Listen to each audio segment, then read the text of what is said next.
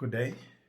My name is Mayan Twesani, and thank you again for joining us in these conversations that we're having every week about some of the principles and fundamentals of finance. Today, I want to talk to you about cash. For many years, or many a times, we've heard the word that cash is king. Is cash king?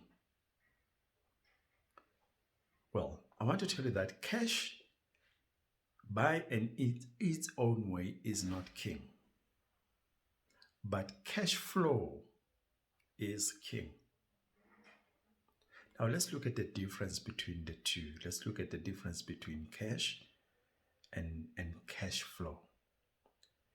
Cash could simply mean that is the cash or cash equivalent amounts of money that you have or the business has.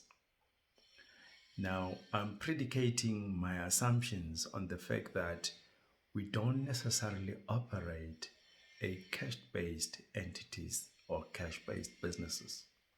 So each and every time that there's an exchange of risk and rewards, a transaction has happened, even though cash has not yet exchanged hands.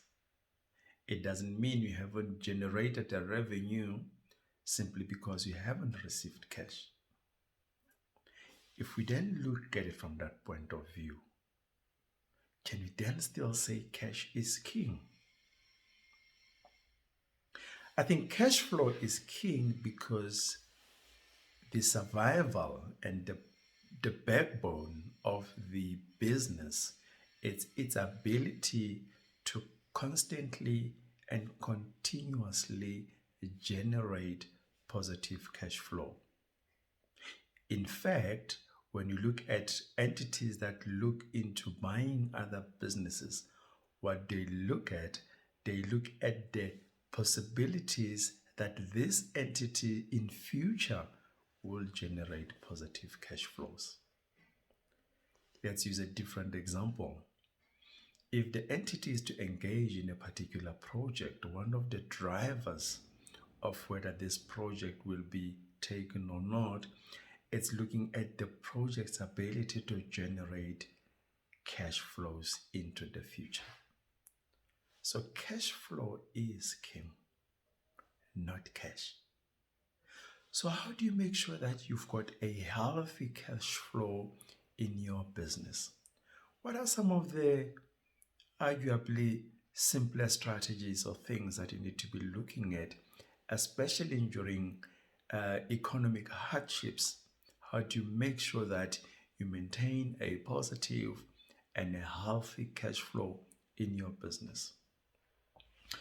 Firstly, it's important that you understand the cash cycle of your business. Put it differently, from the minute that has been an exchange of risk and reward, that is the minute the service and or product has been given to the client, how long does it take for you to generate the cash that should flow into your entity? So it's important to understand the cash cycle in your entity and how cash should be flowing into the entity. Now, some of the two critical indicators that you might want to monitor and measure with reference to cash flow could be the days it takes for you to pay your suppliers.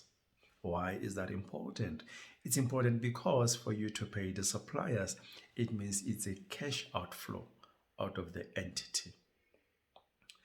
This is the measure otherwise known as the days in payables. So you just want to know, given the arrangement, the contract that you have with your suppliers, what is the minimum length of time you are expected to pay in your suppliers? The other side of the similar coin, it's the time it takes for your client to pay in your services.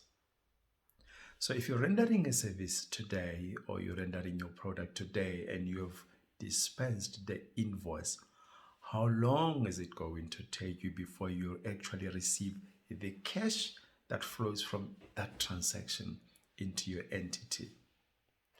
Now, when you bring the two together, the time it takes for you to pay your suppliers or day in payables, and the time it takes in for you to receive cash from your clients or day in the receivables, you always want to make sure that you've got a shorter receivables period and negotiate for a longer payables. Let's put it differently.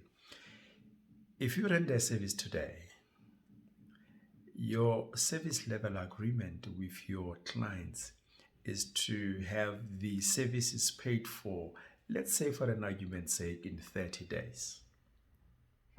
So in 30 days, you should be able to receive the cash for the services or the products that we've rendered to your clients. But you negotiate with your suppliers so that your payment terms are at minimum 30 days, but best 30 days plus. Let's say for an argument's sake, you negotiate with your suppliers that you will pay in the services in 45 days. By just playing around with these two indicators, you receive your cash on day 30th, you are able to keep it for 15 days and earn an interest on it before you pay to your suppliers.